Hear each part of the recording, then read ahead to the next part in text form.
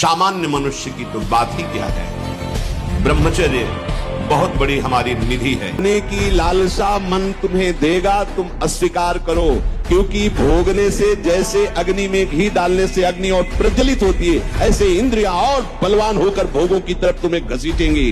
तुम्हें शांति प्राप्त नहीं हो सकती। अकस्मात किसको हुई है आज तक? जो भोग भोगने में सुख के अनुभव के भ्रम में फंस गया, उसकी इंद्रियां उसे कला कौशल पूर्वक भोग में और फंसाती है। ऐसे से करो, ऐसे करो, उसको ऐसा।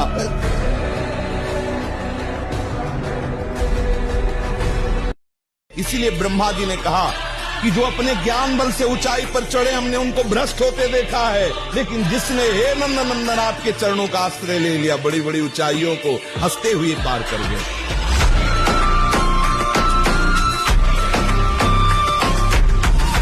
जब कामादि विकार आने लगे, सुनो मन इसकी सलाह, इसका दिया हुआ भोग प्रलोभन चिंतन में मत लाने दो।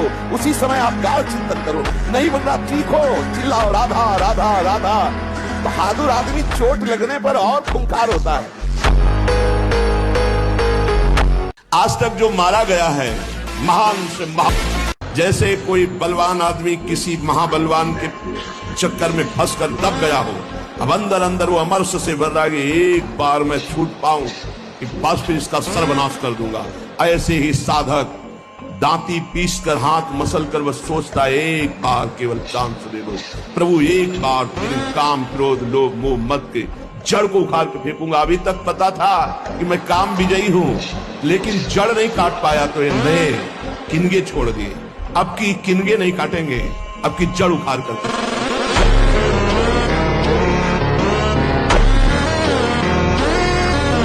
मेरे कान में शब्द भी काम भोग का न पड़े, क्रिया और संग मात्रा भी हंसता, संग आदि अन्य चेष्टाएं ये तो दूर की बात रही, मेरे कान में भी काम शब्द न पड़े। आपको क्या मिल जाए? एक ऐसा शब्द बोल दो जिससे आप निर्भय निश्चिंत और निःशोक हो सकते हैं। एक बोलो कि ये मिल जाए तो मैं बिल्कुल निश्चिंत हो जाऊंगा और आज से कोई कामना नहीं करूंगा। बोलो, कोई एक बात बोलो। नहीं बोल सकते, क्योंकि एक के साथ हजारों बातें लगी हुई हैं। एक केवल वो है कि परमात्मा मिल जाए तो भी सबको, जिसके पाने के बाद कुछ पाना बाकी नहीं रहता, जिसके जानने के बाद कुछ जानना बाकी नहीं रहता, और जिसको अनुभव करने के बाद कोई भय नहीं रहता।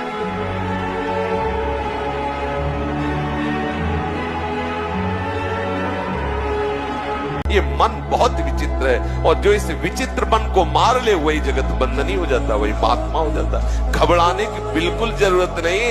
हर बार परास्त होने पर फिर हिम्मत करेगी, अब की बार तो मारूंगा इसे, अब की बार गिराऊंगा, और एक दिन गिरा दोगे, पक्का गिरा दोगे, क्योंकि भगवान के अंश हो तुम, निश्चित इस पर विजय प्राप्त। पर हारना नहीं। इसमें होता क्या, इतनी बार हरा देता है कि फिर युद्ध करने का मन ही नहीं होता। लगता है अब जो हो गया, अब क्या होगा, इतना समय। ये विषय की शक्ति महान है। ये ज्ञानी भक्त और विद्वान सभी के हृदय में क्षोभ पैदा कर देती है। सावधान रहो, विषय का सानिध्य ही बर्दाश्त मत करो। विषयों का सानिध्य ही बर्दाश्त मत करो, कभी भी भ्रष्ट हो सकते हो। विषय चिंतन मत स्वीकार करो। जो इंद्रियारामी है, विषयी है, ऐसों का संग त्याग कर दो, अनासक्त रहो। मैं सिद्धांत की बात कहता हूं, तुम विषय से कभी हारना नहीं। हर वक्त विषय पर विजय पाने के लिए उत्साहित रहो। गिर भी जाओ तो भी खड़े होकर के वीर बनो, उसे जीतो।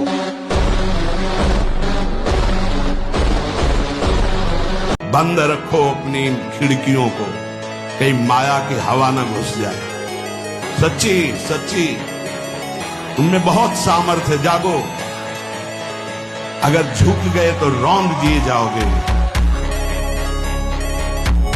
देख, मैं भीषण का भी भीषण हूं। विपत्तियों से तू डरेगा? अरे तेरी विपत्तियां तेरे से डरेंगी, तू नाम जप कर। विपत्तियां तेरे से डरेंगी। किडनी भी कहेगी कि गलत जगह फेल हो गई।